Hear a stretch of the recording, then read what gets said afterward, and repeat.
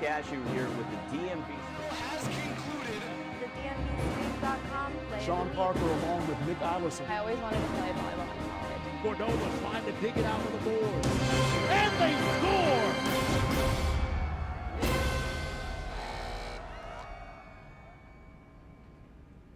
Folks, welcome into another edition of the Prep Zone. I'm Bob Trossett. Football season is back, and I've got Brenton Randolph and Derek Kramer here with me to discuss everything that's going on right now and also upcoming in the DMV. We hope you guys are excited as we are for football season. So here's a little bit of what you should expect for today's show. We'll be recapping Damascus versus Quince Orchard. That one did not disappoint. Robinson and West Springfield, Potomac and Oxon Hill, 3 games. We'll recap for you.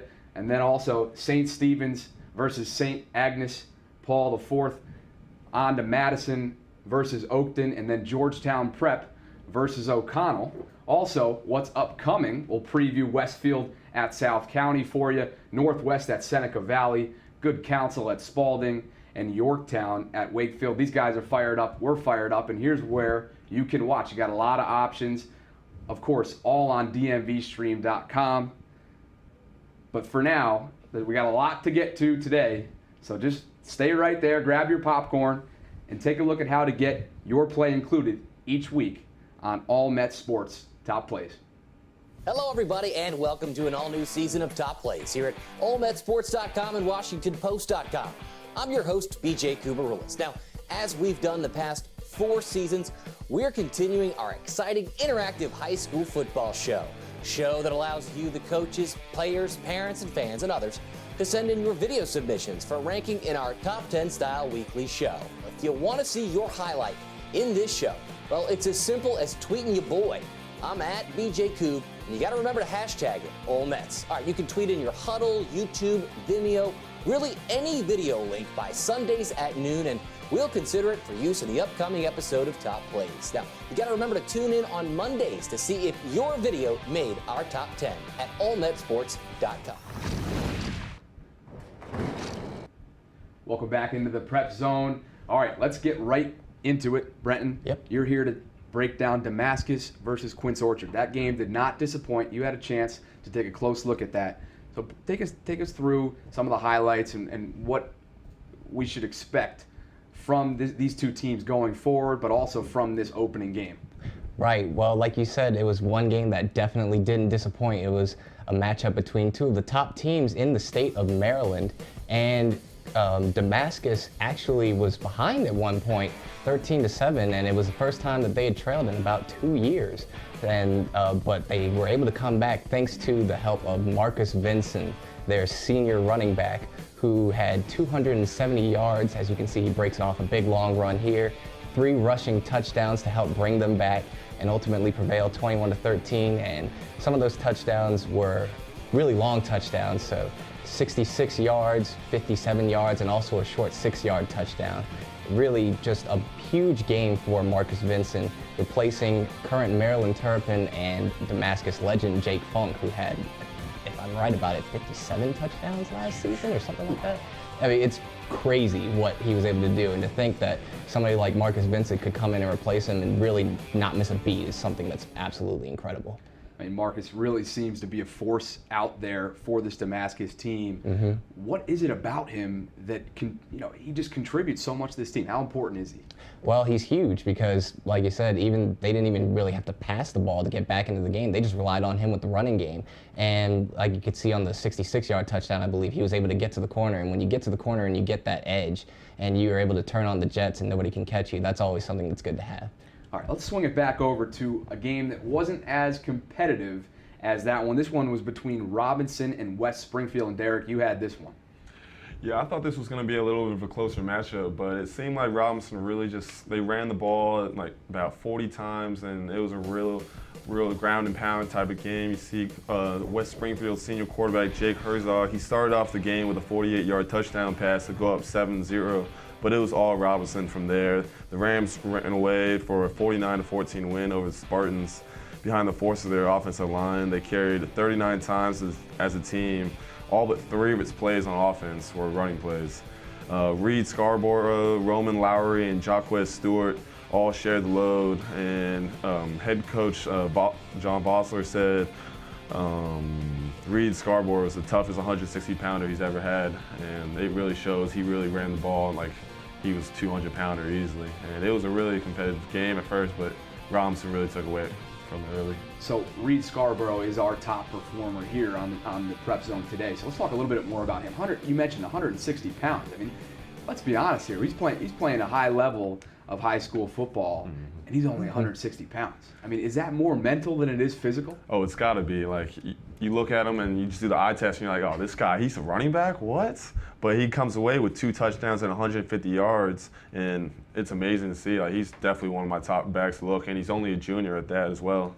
So he's going to have a nice rest of the season as well. Absolutely. A lot to look forward to there for Robinson, who really just came out and plummeted over West Springfield. So thank you, Derek. Now let's head over to another game report we have here between Oxon Hill and Potomac. This one really wasn't, maybe it was a little bit closer than it says here. And Brent, you had this one. Yeah, it was definitely just a little bit closer than it says. It is the Battle of Oxon Hill. It's a huge rivalry game to start off the season between the Potomac Wolverines and the Oxon Hill Clippers. And early on, you could see here Potomac was able to move the ball a little bit. They were able to get this screen here to Tayon Fleet Davis, but Oxon Hill's defense had a sort of a bend but don't break strategy, and it ended up working well for them. They really didn't give up too many points, and after that play, they really didn't let Tayon Fleet Davis get much else going.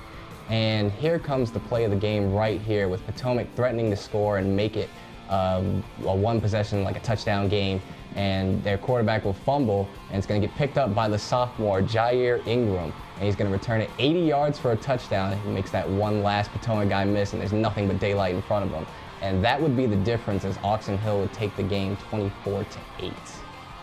How invigorating is that for Jair? Yeah. I mean, that's exactly what you want early on in the season. Yeah, I mean, it's huge because their defense really just clamped down, and they didn't give up anything to Potomac, especially not in the second half, except for that last late touchdown, but it was too little too late by that point. You take a look here. Here's Jair, our top performer, and it really was just that play. It was that play. I mean, that play basically was good enough to make him the player of the game. Because without it, I mean, Potomac really might have been able to make the comeback. They were threatening there late. Oh, thank you, Brenton, for that. And before we get back into our game reports, let's take a quick break to take a look at DMVSTREAM.com's partnership with USA Football as we broadcast 3 developmental games from Towson University.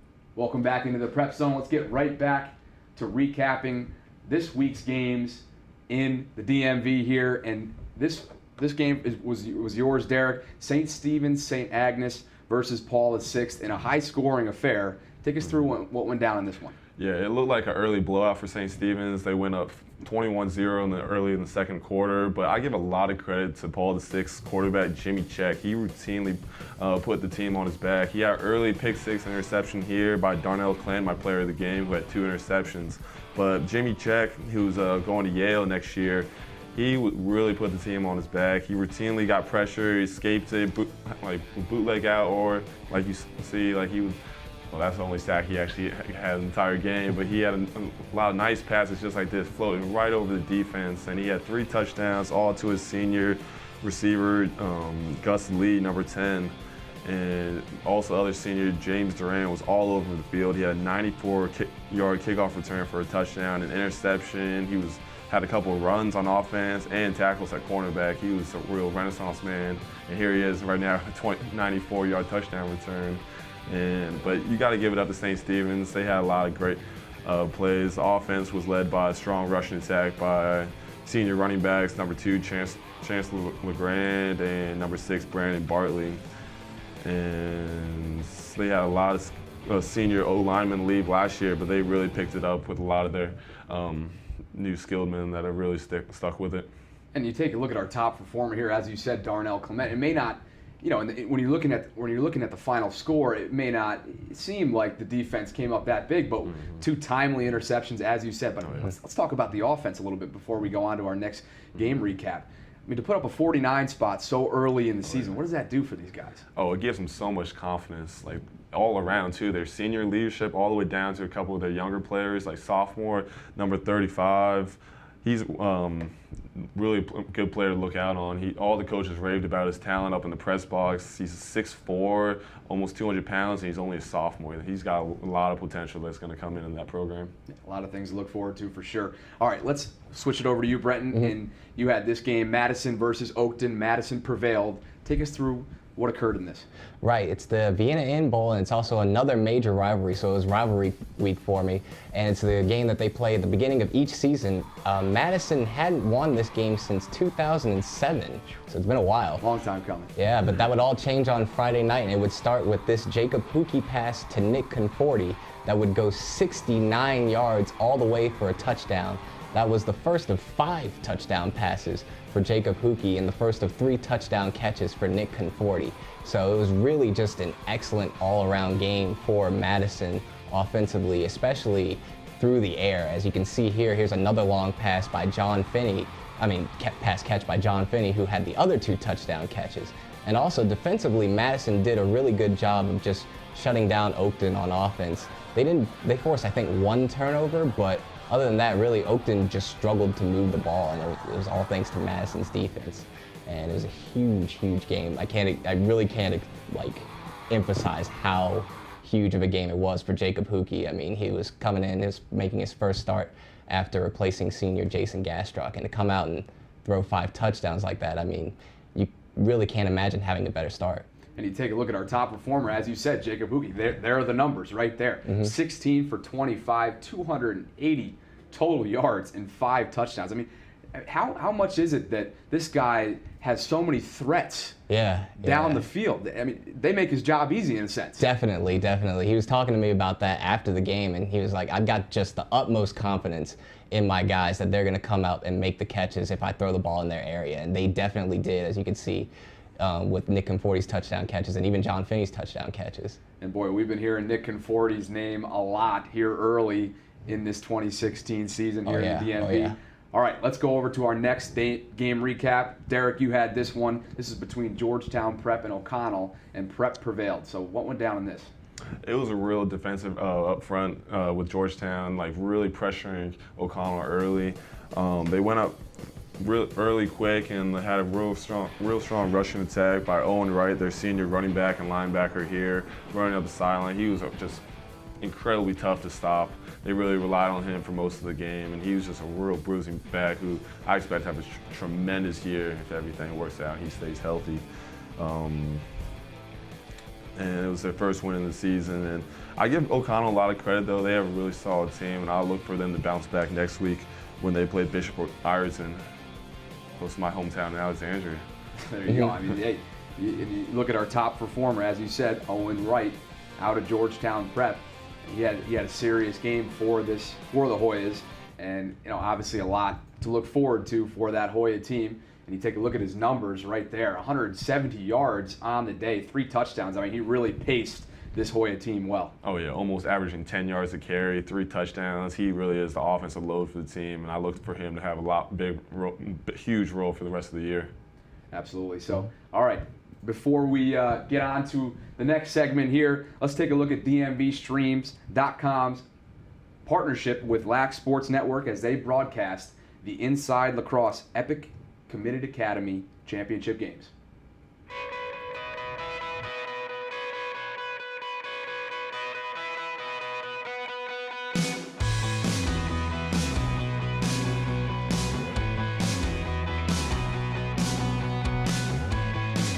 In transition with the fake, the setup, the back shot, and the score. Was that leader? I think that was Pavelski. Yeah, that was Luke Pavelski. Creativity in that way, you can kind of see a little bit of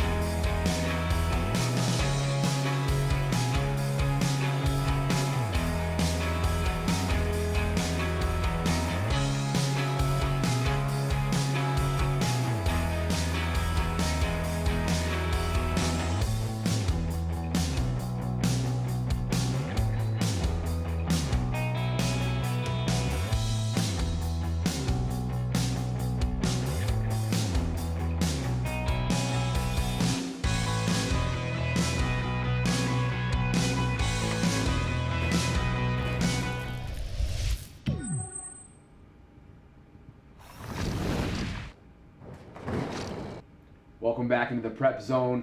Football season is back. Bob Trossett alongside my guys Brenton Randolph and Derek Kramer. We're previewing what's ahead, what's upcoming here in the DMV, what you should absolutely look for in the coming weeks. So we're going to start with you, Brenton. You had this one, Westfield at South County. What should we expect in this one? Well, I expect this will be one of the best matchups that you see in the state all season for Virginia. Westfield and South County are 2 of the top teams in the state. Last year, South County prevailed in a close 26-19 game, and it was actually the only loss that Westfield had all season during their state championship run. So some of the players that we're going to want to watch out for as far as Westfield is concerned will be their running back, senior Nathaniel Chung. In the season opener, he had 91 rushing yards as well as 2 touchdowns against Washington Lee, including one that went for 65 yards. And for the South County, you'll want to watch out for Jack McDaniels, their senior quarterback, who had 17 completions, 89 yards, a couple of touchdowns, including a game-winning touchdown pass against Briar Woods in their close 27-23 matchup. In fact, it came at the last minute. And you take a look at some of these highlights. I mean, Yeah. for Westfield, Nathaniel Chung is just an absolute freight train. And you're not lying. I mean, he came out and really paced this Westfield team early on versus Washington Lee. As you can see here, 91 total yards and 2 touchdowns. I mean, this is a serious Westfield team who has a serious following, especially from all the success they had last absolutely. season. Since they're a top 5 team in the state, and so when you're that good, you're definitely going to have a huge following. And certainly, and Nathaniel Chung, I would expect to have another big game here tonight, or at least carry a big load. All right, it's time for our predictions too. But first, we got South County's player to watch, who's Dylan Spalding. And you take a look at some of his numbers from the 2015 season versus Westfield, and that is 2 games, 16 receptions on a total of 261 yards and 2 touchdowns. So another dangerous player on the flip side, South County, that this Westfield team, they have to counter him. Oh yeah, for sure. I mean, when you talk about that type of production over the course of 2 games, there's no doubt that Westfield has him on their mind and that they're going to be wanting to game plan around trying to find a way to stop him. All right, let's go over our predictions because, the viewers, they got to see this, right? Yeah, exactly. Who are we taking in this game, fellas? All right, well, for me, I'm going to go with Westfield in this one. I think they're going to rebound from what happened last year in their lone loss to South County, and I expect Nathaniel Chung to have another big game. How about you, Derek? I've got to take the defending state champions, Westfield, as well. I think they've got so much power all around, and they always seem to rebuild every year. So I got Westfield with this one.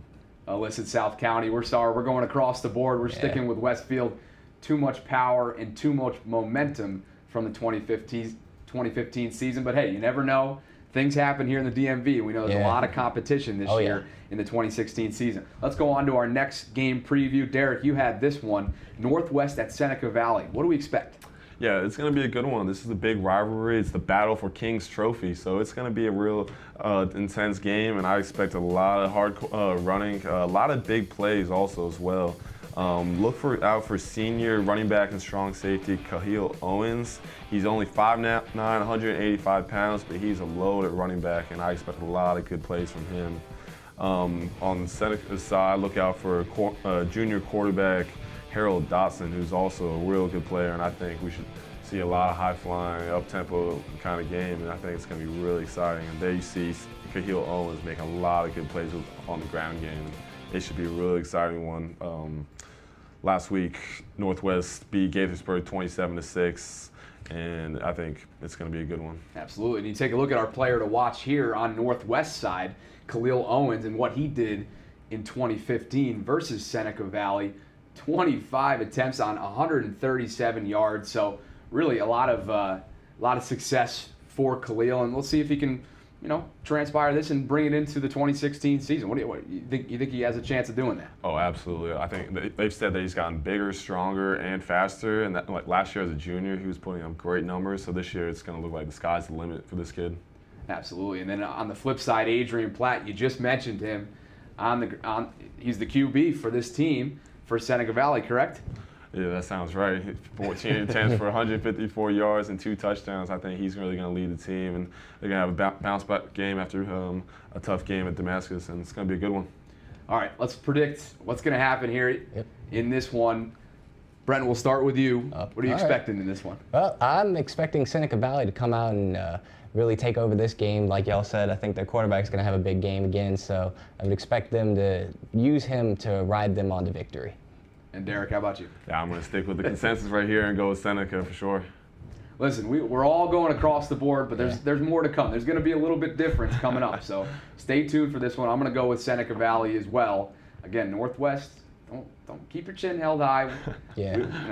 There's a lot to we could be wrong. There's a lot more. We've been wrong before. I ain't ashamed to admit it. A lot more to come here. So before we get back into our game previews, let's take a look at how DMV Stream uses our new state-of-the-art Flyback to stream broadcasts in a quick and easy manner. Okay, so today we're really excited to be using our Flyback kit, which allows us to do a powerful live stream with multiple camera inputs, an entire crew, just by simply rolling a case in to a gym or to a field or even to a basement in DC to do an event. As you can see behind me, this is the TriCaster. It's all set up. At this point, we've got one camera input already in. But the really cool thing about this is that it opens and closes very quickly and easily. It's got its own legs on its own stand. See all the inputs. This is where our director will be standing during the broadcast. We can run graphics right into the TriCaster from an independent computer. And then we'll also be monitoring the stream on this computer right behind it during the broadcast. If you follow me, come over this way.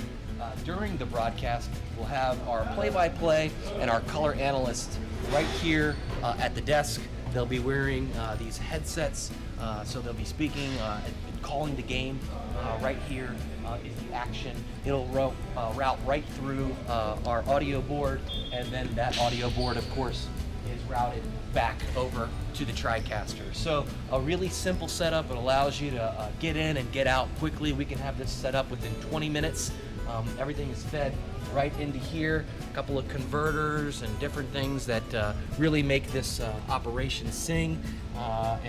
It's the beauty of this is that we can get in, get out, do a high-powered production really quickly and simply, which allows us to lower our costs for the client.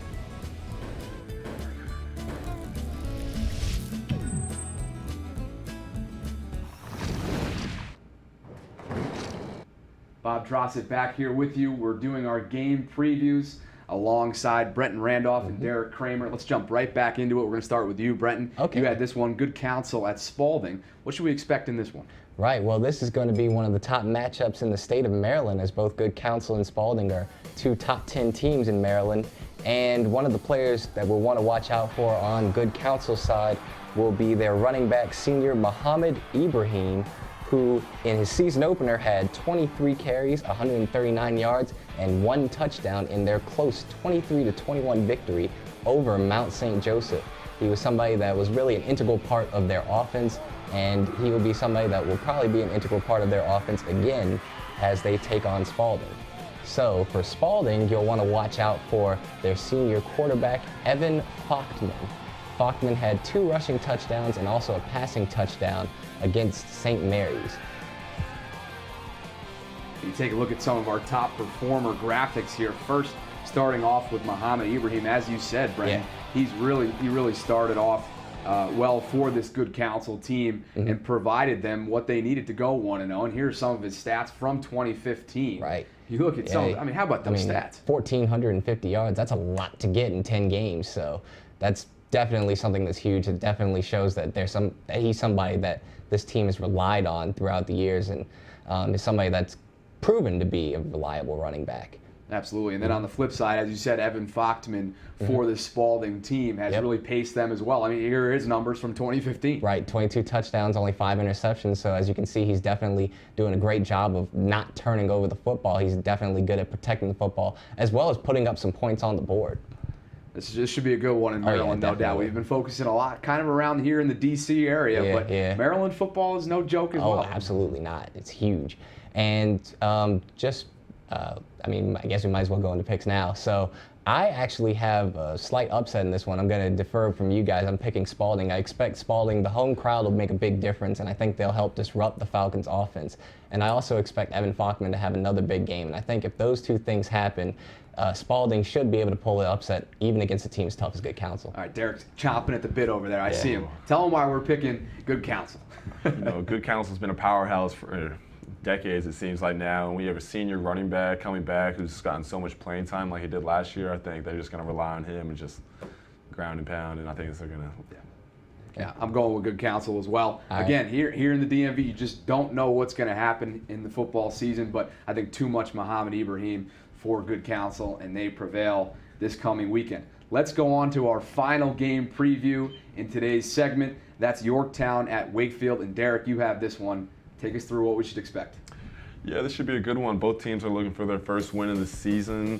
Yorktown, can have a lot of big plays here. You're going to see a 90-yard pass and run by their senior receiver. And I think it's going to be determined by which team is more disciplined and doesn't allow more big plays. And I think Yorktown they're very disciplined. Their coach all offseason is really devoted to staying disciplined, reading the zones, and not getting carried away, and it should be a good one. Both teams, I think, are going to be really hungry and are going to look to really build on getting their season started off on the right track. There is something to be said about the search that is finding that first win of the season. I mean, both of those teams are really going to be chomping at the bit to get that first win. Oh yeah. All right, so let's go through our predictions in this one. I know we had a little bit of consistency early on, but let's go through this one. Yeah, I think I've got Yorktown for this one. I think they're really going to bring it in, and I think it's going to be a good one. Well, I'm actually going to defer again. I'm going with Wakefield. I'm going. I guess I'm just a bit of a homer, so I'm expecting the home crowds to really show up. Strategy. Yeah. Seems to work out pretty well. No, I like that, Brendan. You step outside, you put your feet in the water a little bit. Can't be afraid to go out on the limb. I like it. Listen, this has been the AllMetSports.com weekly fast forward. I'm Bob Trossett alongside Brenton Randolph and Derek Kramer. Tune it back every Wednesday here on DMVSTREAM.com. A lot going on, a lot to look forward to here in the DMV, and football season is back. We'll see you next time.